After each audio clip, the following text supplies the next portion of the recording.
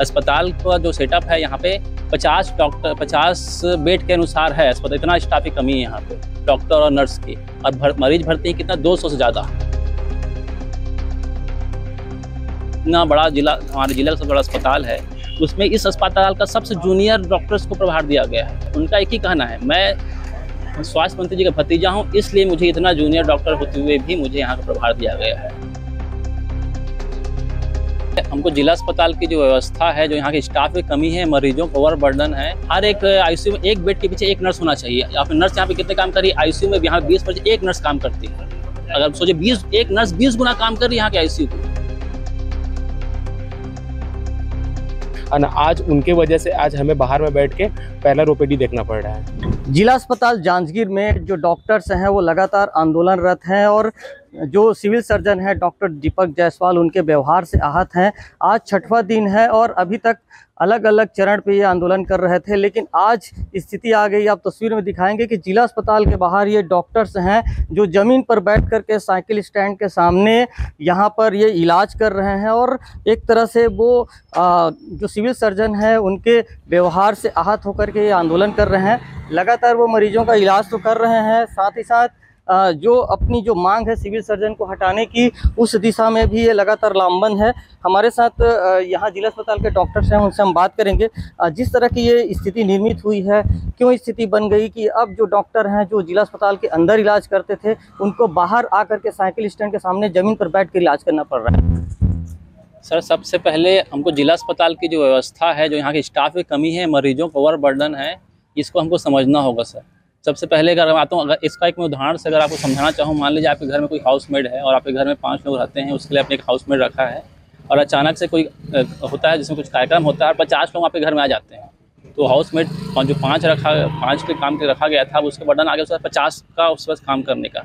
फिर आप क्या करेंगे उस हाउसमेड का? या फिर और भी हाउसमेड रखेंगे ताकि काम बढ़े और काम वितरित हो सबके लिए, या फिर उसको कुछ इंसेंटिव बढ़ाएंगे, उसको बढ़ाएंगे, सैलरी बढ़ाएंगे, दोनों ही काम किया जाएगा। लेकिन अस्पताल का जो सेटअप है यहाँ पे 50 बेड के अनुसार है अस्पताल, इतना स्टाफ की कमी है यहाँ पे डॉक्टर और नर्स की। और मरीज भर्ती है कितना 200 से ज़्यादा। तो यहाँ के जितने भी डॉक्टर और नर्स है 4 से 5 गुना अपने क्षमता से कार्य कर रहे हैं। अब इसके बावजूद भी आप और बर्डन उसके बाद भी आप प्रोत्साहित करने के बजाय उनको बोलते हैं आप कामचोर हैं, गैर जिम्मेदार हैं, टाइम से ड्यूटी पे नहीं आते हैं।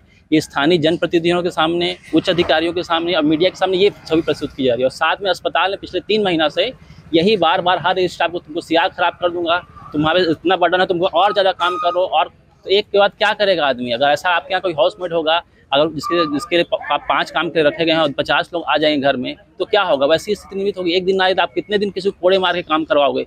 कितने दिन अपने रिश्तेदारी का धौंस देना के काम कराओगे? एक दिन कभी ना कभी गुस्सा फूटेगा। वही गुस्सा फूटा है जिसके कारण हम लोग आज अभी यहाँ पे बैठे हुए हैं। और दूसरा, अगर कोई एक परिपक्व जिला अस्पताल जहाँ 200 बेड के लोग आते हैं, इतना बड़ा जिला, हमारे जिला का सबसे बड़ा अस्पताल है, उसमें इस अस्पताल का सबसे जूनियर डॉक्टर्स को प्रभार दिया गया है। उनके ना अंदर उसके अंदर मैच्योरिटी है, ना उतनी समझदारी है। उनका एक ही कहना है, मैं स्वास्थ्य मंत्री जी का भतीजा हूँ, इसलिए मुझे इतना जूनियर डॉक्टर होते हुए भी मुझे यहाँ का प्रभार दिया गया है। ये दोनों असली मुद्दे हैं जिसके कारण आज स्थिति यहाँ तक निर्मित हो गई है। स्थानीय शासन प्रशासन हमारी मांगों के प्रति गंभीर नहीं, वो पद में बने हुए हैं और जांच चल रहा है। उसके बावजूद जो स्टेटमेंट दिया है, जो नर्सेज हैं उनको जाके जांच प्रभावित कर रहे हैं, उनका स्टेटमेंट बदलने के दबाव डाल रहे हैं, प्रत्यक्ष अप्रत्यक्ष रूप से। अभी जिला अस्पताल में जो मरीजों की मौत के आंकड़े हैं वो बढ़े हैं, ये स्थिति क्यों बन रही है? देखिए, मैं यही एग्जाम्पल बताया कि जब हमारी क्षमता कितना है 50, अगर आप देखें कि आईसीयू में अगर यहाँ 20 बेड हैं तो हर एक आईसीयू में एक बेड के पीछे एक नर्स होना चाहिए। या फिर नर्स यहाँ पे कितने काम कर रही है? आईसीयू में यहाँ 20 बजे एक नर्स काम करती है। अगर सोचे एक नर्स 20 गुना काम कर रही है यहाँ के आईसीयू को, एक शिफ्ट वाली। एक डॉक्टर रहता है, यहाँ पे 200 मरीज हैं, 200 मरीज के हिसाब से 10 डॉक्टर होना चाहिए कम से कम। एक डॉक्टर 200 मरीजों का इलाज करता है, 20 गुना एक डॉक्टर ड्यूटी में इलाज कर रहा है। और उसके बाद आप बोल रहे हैं कि जो गंभीर मरीज हैं उसको कहीं बाहर ना रखा जाए, कहीं भेजा ना जाए। मुझे अपने स्वास्थ्य विभाग में उच्च अधिकारियों को अच्छा आंकड़ा दिखाना है कि इतने सारे भर्ती मरीज हैं, इतना ज़्यादा आयुष्मान का पैसा उनके जरिए हमारे अस्पताल में आएगा। अपने उच्च अधिकारी को ये सिर्फ बतलाने के लिए ऐसा सख्त निर्देश दिए जाए किसी मरीज को बाहर रिफर ना किया। उनका स्टेटमेंट सुनिए। यहाँ नर्सेस और डॉक्टर से उनका ये कहना होता है कि मरीज बाहर भी मरेगा, यहाँ ही मरे, अस्पताल में मरने ही आते हैं तो यहाँ मर जाए। ये ऐसा स्टेटमेंट यहाँ पे नर्सेस और हमारे डॉक्टरों को दिया जाता है। अभी 6वां दिन है आंदोलन का, जो जांच टीम बनी है उसकी क्या स्थिति है, किस तरह से वो जांच टीम काम कर रही है? जांच की स्थिति यह है कि अभी कल हमको दोबारा जांच के लिए बुलाया गया था। इससे पहले भी जांच के लिए हमने स्टेटमेंट दिया था, दोबारा स्टेटमेंट दिया गया। पहले कई सारे हमारे जो स्टेटमेंट दिया गया था, बहुत सारे कर्मचारी और उन्होंने स्टेटमेंट दिया और उन्होंने अपना नाम अज्ञात लिखा था, क्योंकि उनका दौराव भी ऐसा कि कलेक्टर के साहब के दोस्त हैं, स्वास्थ्य मंत्री जी के भतीजे हैं और अपना हेल्थ डायरेक्टर मैडम से उनका घनिष्ठ संबंध है। इस प्रेशर के कारण बहुत सारे कर्मचारी आए, लेकिन अपना नाम उन्होंने गोपनीय रखते हुए स्टेटमेंट दिया था। लेकिन जब देखा ये सब करने के बावजूद भी सिविल सर्जन पद में बने हुए हैं और जाके प्रेशर क्रिएट कर रहे हैं, तो यही तो हमारा डिमांड है कि अगर पद में अगर बने हुए रहेंगे तो इस जांच कमेटी का क्या मतलब होगा, आगे क्या स्टेप होगा? क्योंकि आप लोगों की एक मांग है सिविल सर्जन को हटाया जाए और जिस तरह के आप लोगों के कई बड़े आरोप है, अब किस तरह से आप लोगों की रणनीति रहेगी?